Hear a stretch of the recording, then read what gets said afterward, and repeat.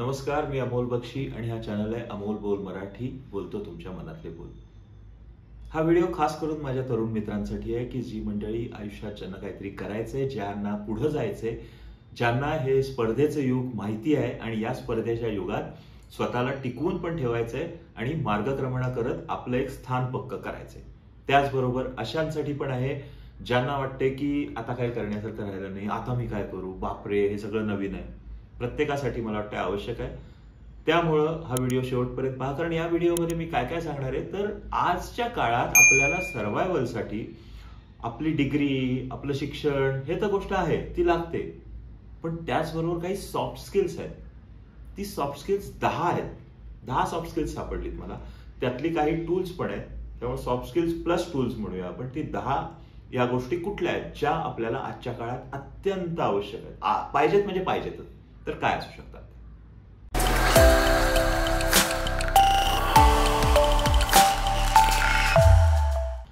आपण सारखं आजच्या काळात स्पर्धेच्या युगात असं म्हणत असतो, तर आज असं घडलंय काय? आजचा काळ एवढा का भीतीदायक वाटतोय? भीतीदायक नाहीये ऍक्च्युली. पूर्वीसारख्याच गोष्टी आहेत. फक्त आता काय झालंय, सोशल मीडिया आणि इंटरनेट यामुळे जग इतकं जवळ आलंय ना. पूर्वी जो बदल परदेशात झालेला असायचा किंवा प्रगत देशांमध्ये झालेला असायचा तो आपल्याकडे येईपर्यंत, म्हणजे माझ्या कॉलेजच्या काळात, माझ्या करिअरच्या काळात सुरुवातीच्या, की तो येईपर्यंत एक 6 महिने वर्ष जायचं. आज अशी परिस्थिती आहे की आज तो बदल इतक्या झपकन येतो, म्हणजे तिकडं झालं की खटकन इकडे येतं, इकडं झालं की तिकडं जातं. एखादा ट्रेंड बघा ना कसा सट व्हायरल होतो, एखादा व्हिडिओ पटकन व्हायरल होतो. तर हे जे व्हायरल होणं प्रकरण आहे ना, हेच काय आहे तर हे अक्षरशः वाऱ्याच्या वेगानं या गोष्टी इकडून तिकडे जात आहेत. त्याच्यामुळं नाही म्हटलं तरी आज एक अशी टफ सिच्युएशन आहे की जिथे आपल्याला ते टफ बनून राहायला पाहिजे. बरं, मल्टीनॅशनल कंपनीज आल्यात. मल्टीनॅशनल कंपनीजचा स्वतःचा एक अजेंडा असतो, त्यांचा एक कोड ऑफ कॉन्डक्ट असतो, त्यांनी गोल सेटिंग वेगळ्या पद्धतीनं केलेलं असतं. खास करून अमेरिका वगैरे सारख्या देशांमध्ये जिथं सेल्स या प्रकाराला इतकं महत्व आहे, मॅनेजमेंट या प्रकाराला इतकं महत्व आहे, तिथं त्यांनी सिस्टीम्स लावलेल्या असतात आणि त्यांची अपेक्षा ही असते की आपण याच सिस्टीम्स मध्ये काम करायला हवं. आणि जे की त्यांचं बरोबर आहे, कारण त्या प्रोवन सिस्टीम्स असतात, तिकडे त्या सिस्टीम्स वर्क झालेल्या असतात. आपल्याला त्या सिस्टीम्स इथे शिकाव्या लागतात, त्यासाठी ते ट्रेनिंग देतात, सगळं करतात. पण ऍज अ पर्सन आपण जेव्हा समाजात वावरतो, जे भले त्या कंपनीत काम करत असू नसू, दुसरं काहीतरी काम करत असू, तेव्हा काही गोष्टी आहेत ज्या आपल्याकडे हव्यात म्हणजे हव्यात, कारण आजच्या काळाची ती गरज आहे. तर या गोष्टी कुठल्या कुठल्या? सगळ्यात पहिलं कम्युनिकेशन स्किल, संभाषण कौशल्य. आज अशी परिस्थिती अजिबात नाही राहिली की तुम्ही एखादी गोष्ट करताय आणि ती ऐकून किंवा त्याची माहिती घेऊन लोक तुमच्याकडे येतील. तसं अजिबात नाही राहिलं. आजच्या काळात प्रत्येक गोष्ट कम्युनिकेट करून दुसऱ्याला सांगावी लागते. गरज नाही की सेल्समनशिप असावी लागते, पण गोष्टी सांगताना त्या पद्धतीनं सांगायला पाहिजे. आणि हे फक्त करिअरमध्ये नाहीये, तुमच्या नातेसंबंधात त्याचा उपयोग होतो. अगदी तुम्ही आईशी बोलत असाल, वडिलांशी बोलत असाल, बायकोशी, नवऱ्याशी बोलत असाल, मित्रमैत्रिणी, भाऊ बहीण, जवळचे मित्र, कोण कोलिग्स असतील, सहकारी, तुमच्या ऑफिसमधले बॉस लोक, कुठंही, किंवा तुमचे कस्टमर्स, प्रत्येक ठिकाणी तुम्हाला बोलताना विचार करून बोलावं लागतं. एकही चुकीचा शब्द जाऊन चालत नाही, एकही चुकीच्या पद्धतीने शब्द जाऊन चालत नाही. यासाठी अल्बर्ट मेहराबियन नावाच्या एका कम्युनिकेशन एक्सपर्टनं एक प्रिन्सिपल सांगितलं होतं. हे मी मागच्याही व्हिडिओत सांगितलं होतं कधीतरी तुम्हाला, की हे प्रिन्सिपल आहे 7, 38 आणि 55. 7% तुमचे शब्द बोलतात, 38% तुमचं व्हॉइस म्हणजे, आणि 55% तुमची बॉडी लँग्वेज, म्हणजे याला म्हणतात 3V प्रिन्सिपल. 3V म्हणजे 7% वर्ड्स, व्होकल इज 7%. तुम्ही काय बोलताय ना, हा किती महत्वाचा आहे तर फक्त 7% महत्वाचा आहे. काय पद्धतीनं, काय पिच मध्ये, किती व्हॉल्यूम मध्ये बोलताय, ते 38% इतकं महत्वाचं असतं. आणि 55% महत्व आहे तुमच्या हातवारे, बॉडी लँग्वेज, तुमच्या फेशियल एक्सप्रेशन, या सगळ्याला व्हिज्युअली काय दिसतंय याला. त्याच्यामुळं बोलताना ती गोष्ट त्या पद्धतीनं बोलली गेली तरच ते शब्द परिणामकारक ठरतात, नाहीतर शब्दांचा काही उपयोग नाही. काही लोकांची भाषणं आपल्याला खूप चांगली वाटतात आणि काही लोक तेवढेच विद्वान असून सुद्धा त्यांची भाषणं आपल्याला अतिशय परिणाम त्यांचा होत नाही. असं का होतं? कारण या लोकांच्या भाषणामध्ये हे ते प्रिन्सिपल आहे नकळतपणे कुठेतरी वापरत असतात. शब्द तेवढेच वजनदार असतात. त्याच्यापेक्षा पद्धत, शब्दफेक ज्याला आपण म्हणतो मराठीत, ती शब्दफेक, आवाजाची पातळी चढउतार वर खाली करणं, हे सगळं असतं. आणि तिसरं म्हणजे हातवारे, फेशियल एक्सप्रेशन, त्यांचा उपयोग. या संभाषण कौशल्याचा उपयोग जेव्हा आपण आपल्या रोजच्या व्यवहारातही करतो तेव्हा बरेचसे वादावादी, बरेचसे गैरसमज कमी व्हायला चालू होतं. कारण एकतर क्लॅरिटी आलेली असते, काय बोलायचं माहिती असतं, कसं बोलायचं माहिती असतं, कितपत फेशियल एक्सप्रेशन्स पाहिजे ते माहिती असतं. त्यामुळे संभाषण कौशल्य ही खूप महत्वाची गोष्ट आहे आजच्या काळात. त्यानंतर दुसरी गोष्ट आहे जी आजच्या काळात आपण खूप महत्वाची आणि खूप वेळा वापरतो, ती म्हणजे आपला मोबाईल फोन किंवा आपला फोन. फोनवर आपण दिवसातले किमान 3 तास 2 तास तर बोलत असो. काही लोक तर 8 तास बोलावं लागतं त्यांना फोनवर, 10 तास 12 तास. थोडक्यात जेवढं संभाषण बाहेरच्या लोकांशी करतो तेवढंच आपल्याला फोनवर करावं लागतं. फोनवर संभाषण करत असताना काय पद्धतीचं बोलणं आवश्यक आहे, कशा पद्धतीचं बोलणं आवश्यक आहे. कारण इथं एक गोष्ट लक्षात ठेवायला हवी, इथं आपल्याला जे पहिलं आपण शिकलो की 3V प्रिन्सिपल, त्यातलं एक V गायब आहे. 2 V's आहेत फक्त. 2 V's कुठले कुठले आहेत? वर्ड्स आणि दुसरं व्हॉइस. त्यातला तिसरा V आहे ना, जो व्हिज्युअल, जो 55% शेअर आहे त्याचा, तो गायब आहे. आपल्याकडे फक्त 38 आणि 45% राहतं. त्याच्यावर आपल्याला बॅटिंग करायची असते. म्हणजेच आपले शब्द आणि आपला आवाजाची पातळी ही किती महत्वाची आहे हे पहा. फोनवर बोलताना तुम्ही जे बोलताय ते समोरच्याला कळलंही पाहिजे, त्याला हेही कळलं पाहिजे की तुम्हाला त्यातनं नेमका काय अर्थ अभिप्रेत आहे. असंही नको की तुम्ही चिडून बोलताय, कमी आवाजाच्या पट्टीत बोलताय किंवा दुःखी होऊन बोलताय, आश्चर्यचकित होऊन बोलताय. सगळे भाव त्याला कळले पाहिजे तुमच्या आवाजातनं.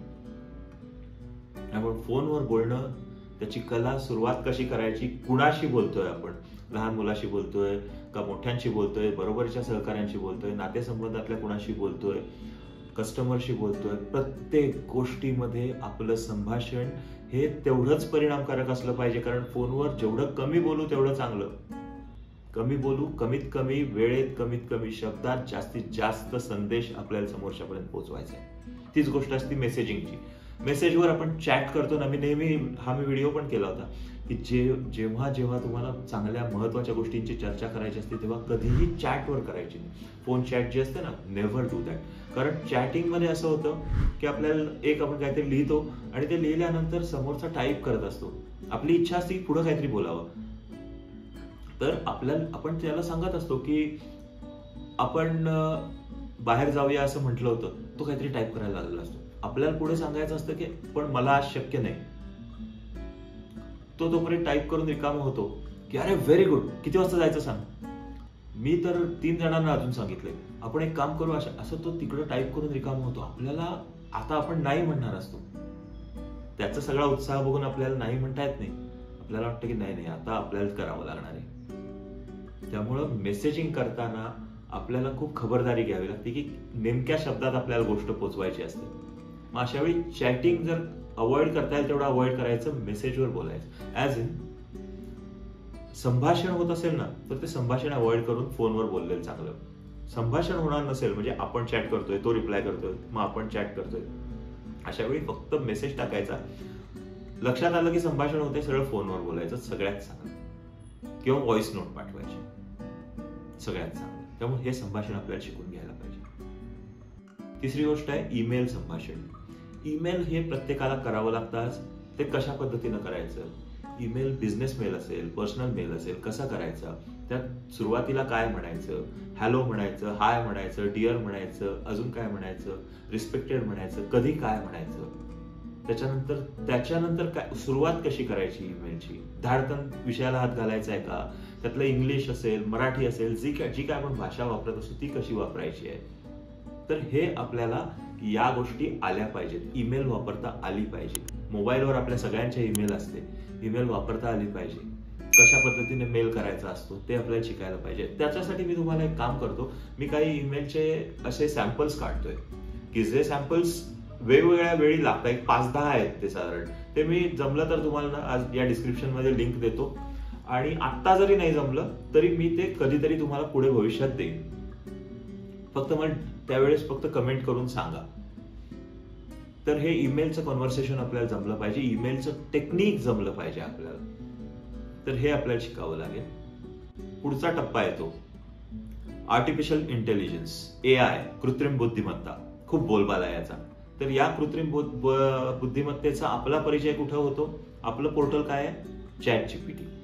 ChatGPT हे जे पोर्टल आहे, ChatGPT ही जी वेबसाईट आहे, या वेबसाईटवर आपण अनेक गोष्टींना ची उत्तरं शोधतो, अनेक गोष्टी तयार करून घेतो. अगदी मी जे आता ईमेलचं कन्व्हर्सेशन म्हटलं ना, हे ईमेल सुद्धा की मला अमुक अमुक व्यक्तीला अमुक अमुक पद्धतीची ईमेल पाठवायची आहे, ज्याच्यामध्ये आमचा हा बोलणं आधी झालं होतं, हे आम्ही रेट्स पाठवले होते किंवा काही असेल जे आधी झालं होतं, हे आता आहे, हे त्यात मेन्शन केलं की आपल्याला हवी तशी ईमेल लिहून मिळते. तर हे ChatGPT आपल्याला आलं पाहिजे. या ChatGPTचा उपयोग कसा करायचा? कारण हे रोजच्या वापरात आहे, हे प्रचंड वेळ वाचतो आपला याच्यामुळे. त्यामुळे हे आपल्याला आलंच पाहिजे. ChatGPTचा वापर कसा करायचा? ऍप आहे मोबाईलचं, त्याच्यावर प्रत्येक वेळी काय लॅपटॉपवर जायची गरज नाहीये. तर ते आपल्याला यायला पाहिजे. यातली 5वी गोष्ट आहे जी असं म्हटलं तर काय गरज आहे, पण असं म्हटलं तर खूप गरजेची आहे. आपण बर्थडे असतो, आपण बर्थडेचं एक इन्व्हिटेशन पाठवतो. इन्व्हिटेशन पाठवताना आपण आजकाल काय करतो? एक डिझाईन्ड इन्व्हिटेशन पाठवूया म्हणतोय. रुटीन काय? Please come for please attend my birthday. मजा नाही. किंवा माझ्या वाढदिवसासाठी तुम्ही यायचंय, माझ्या मुलीच्या वाढदिवसासाठी तुम्ही यायचंय. आपण एक डिझाईन करतो. हे डिझाईन कुठे करतात माणसं? तर कॅनवामध्ये करतात. कॅनवा नावाचं एक ऍप आहे, एक सॉफ्टवेअर आहे, एक वेबसाईट आहे, ज्याच्यावर तुम्ही हे डिझाईन करू शकता. हे फ्री आहे, फ्री टू यूज. त्यातलं पेड व्हर्जन आहे, पण मेजॉरिटी गोष्टी फ्री आहे, ज्याच्यात तुम्ही हे इन्व्हिटेशन वगैरे खूप गोष्टी करता. इन्व्हिटेशन करू शकता, व्हिजिटिंग कार्ड करू शकता, तुमच्या बिझनेसचा लोगो करू शकता, लेटर हेडचे डिझाईन करू शकता, डॉक्युमेंट करू शकता. त्या डॉक्युमेंटमध्ये काय लिहायचं हे सुद्धा कॅनवाचं एक AI आहे, त्या AI ची मदत घेऊन लिहू शकता. आणि तिथं जरी नसेल AI तरी ChatGPT आहेच आपलं. त्याच्यावर अनेक डिझाईन्स रेडी असतात, त्यात फक्त आपला मॅटर भरायचा आणि आपल्याला प्रिंट करून घेऊ शकतो. एखादं पोस्टर्स आहे ऑफिसमध्ये लावायचं किंवा घरात काय करायचं, एखादा कोट आवडलाय, हे सगळं तुम्ही कॅनवाचा वापर करून करू शकता. आणि याच्यासाठी आपल्याला कॅनवा येणं गरजेचं आहे. आणि कॅनवाच्या जोडीला अजूनही अनेक ऍप्स आहेत अशी, पण मला जे वाटलं कॅनवा ते सुटसुटीत आहे. त्यामुळे कॅनवा हा तुम्ही वापरायला शिकावा असं मला वाटतंय. आता काही अशा गोष्टी आहेत की ज्या गोष्टी ही टूल्स सोडून महत्वाच्या आहेत. त्यातलं मला जे खूप आवश्यक वाटतं, जे 6 नंबरचं आहे, ते म्हणजे आर्थिक साक्षरता. आज पुरुषांच्या जोडीनं स्त्रियाही कमवायला लागल्यात, मुलं लहान लहान वयात कमवायला लागली, 20-21 वर्षी चांगले पैसे यायला लागले. मग या सगळ्या पैशाचं नियोजन कसं करायचं, हे सगळे पैसे योग्य पद्धतीनं वापरायचे कसे, सेव्हिंग किती पाहिजे, कर्ज कधी काढायचं, घर कधी घ्यायचं, लोन करायचं का नाही करायचं, लोन फेडायचं कसं, या प्रत्येक गोष्टीसाठी आपल्याला कुणाची ना कुणाची तरी गरज पडत असते.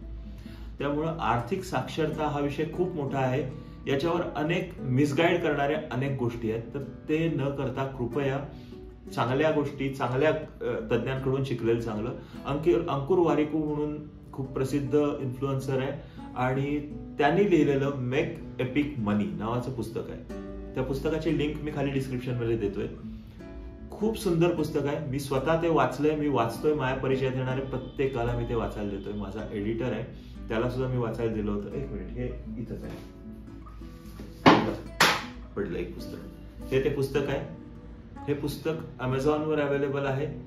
तर तुम्ही कृपया हे पुस्तक वाचावं असं मला वाटतंय. कारण ह्या पुस्तक वाचल्यानंतर अनेक गोष्टी ज्या आहेत या मला सुद्धा आतापर्यंत माहित नव्हत्या, त्या माहित झाल्या. प्रत्येक गोष्ट फॉलो करायची गरज नसते पुस्तकातली, पण ज्या आपल्याला वाटतात तेवढ्या गोष्टी 4 जरी मिळाल्या ना, तरी आर्थिक बाबतीत जर शांतता आली ना, तर आयुष्यात बऱ्याच गोष्टी सोप्या होतात. त्यामुळं हे पुस्तक वाचा असं माझं म्हणणं आहे. 7वी गोष्ट आहे, मी नेहमी सांगतो की आपलं शरीर सुदृढ पाहिजे. Sound mind in sound body. छोटा छोटा व्यायाम असेल, अगदी सुरुवात बेसिक चालण्यापासून करायची असेल, प्लीज डू दॅट. चालणं, सूर्यनमस्कार करणं, योगासनं करणं. पुढचा टप्पा जिम असू शकतो. एखादा स्पोर्ट खेळायचा असला, बॅडमिंटन, टेबल टेनिस सुरू करा. कारण यातून आपला जो फिटनेस बनतो, त्यातून आपल्याला एक कॉन्फिडन्स जो असतो, तो कॉन्फिडन्स वाढायला लागतो.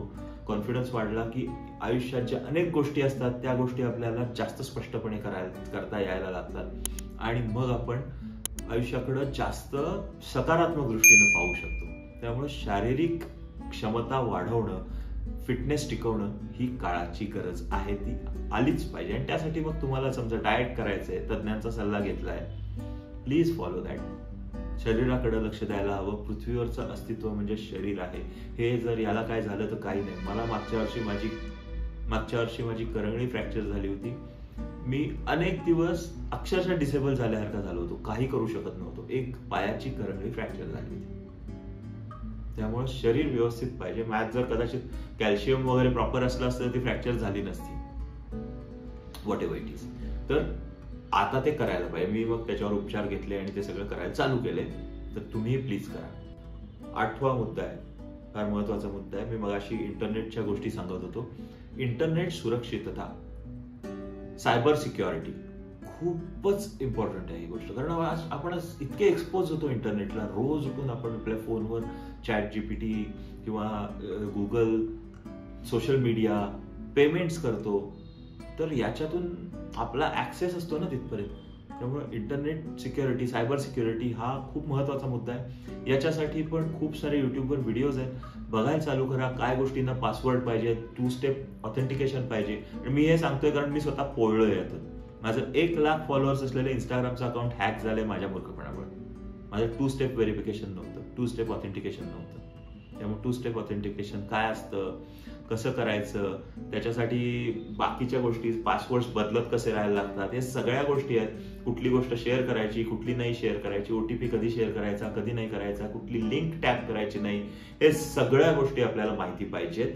आणि त्यासाठी सायबर सिक्युरिटीच्या जे काही व्हिडिओज असतील ते पाहून घ्या किंवा पुस्तकं असतील तर ती वाचून घ्या. मी डिस्क्रिप्शन मध्ये लिंक देतो. मला होता होईल तेवढ्या प्रत्येक चॅप्टरच्या उपयुक्त व्हिडिओची, उपयुक्त पुस्तकांची लिंक मी या डिस्क्रिप्शन मध्ये देतोय. प्लीज वाचा डिस्क्रिप्शन. 9वी गोष्ट आहे जी आहे विचारांची स्पष्टता. आजच्या काळामध्ये अतिशय गरजेचं आहे की विचारांची स्पष्टता हवी आणि त्याच्याच बरोबरीनं क्रिटिकल थिंकिंग हवं. क्रिटिकल थिंकिंग म्हणजे अनेकदा आपल्याला असे निर्णय घ्यावे लागतात आजकाल. पटकन निर्णय घ्यावा लागतो. तर आपलं मन तेवढं शांत हवं. मन शांत असलं की तो निर्णय पटकन घेता. आणि त्यासाठी क्लॅरिटी ऑफ थॉट पाहिजे की निर्णय घ्यायचा आहे तर आपण इम्पल्सवर नाही घेऊ शकत. निर्णय घ्यायचा आहे तर आपल्याला परिस्थितीचा विचार करून निर्णय घ्यावा लागतो. जर आपल्याकडे ती क्लॅरिटी ऑफ थॉट असेल, विचारांची स्पष्टता असेल तर आपण त्या पद्धतीने निर्णय घेऊ शकतो. त्याच्यामुळे विचारांची स्पष्टता हवी. त्यासाठी मनातला जो गुंता आहे तो कमी करायला चालू करायचा, गोष्टी लिहून काढायला चालू करायचं. मी मध्ये बोललो होतो की 80% प्रॉब्लेम्स लिहिल्यानंतर आपल्याला लक्षात येतं 80% प्रॉब्लेम्सच नव्हते. मी उगीच घाबरत होतो. 20% गोष्टी आहेत ज्याच्यावर मला ऍक्च्युअली लक्ष देणं गरजेचं आहे. त्यामुळे लिहून ठेवायला चालू करायचं. स्पष्टता येत जाती. मग ते थिंकिंग त्या पद्धतीनं करण्याची आपली सवय लागत जाते. त्यामुळे विचारांची स्पष्टता हवी. आणि 10वा आणि सगळ्यात महत्वाचा मुद्दा आहे तो म्हणजे आपल्याला बदलाची तयारी हवी. गोष्टी रोज बदलत आहेत, बदलत जाणार आहेत, बदलत आहेत. मागच्या 20 वर्षात इतक्या वेगानं बदल होत आहेत. प्रत्येक बदलाला आपण सामोरं जाताना आपली शारीरिक, मानसिक, आर्थिक आणि शैक्षणिक दृष्ट्या तयारी हवी. आणि त्यासाठीची 10 टूल्स आहेत सगळे. तर यातलं हे शेवटचं अशासाठी सॉफ्ट स्किल आहे शेवटी की ही बदलाची तयारी आपली मनाची पण पाहिजे आणि त्याचबरोबरीनं बदल काय होत आहेत, बाहेर काय चाललंय हेही सतत सजगतेनं पाहत राहणं गरजेचं आहे. व्हिडिओ कदाचित थोडा लांबला असेल पण माझं म्हणणं आहे हा व्हिडिओ जर आतापर्यंत बघितला असेल तर धन्यवाद. तुम्ही हा पाहिलात आणि मला गॅरंटी आहे की या गोष्टी जेव्हा तुम्ही पुनर्विचार कराल, याचं अवलोकन कराल, शांत बसलेले असाल तेव्हा नक्की तुम्हाला लक्षात येईल की या ज्या गोष्टी सांगितल्या त्याची किती गरज आहे आजच्या काळात. त्यामुळे तुम्हाला जर आवडला असेल व्हिडिओ तर प्लीज ज्यांना याची गरज आहे त्यांच्यापर्यंत पोहोचवा. आणि बस अजून काय सांगू, आतापर्यंत पाहिल्याबद्दल धन्यवाद. मी अमोल बक्षी तुमची रजा घेतो अमोल बोल मराठी या चॅनलवरून.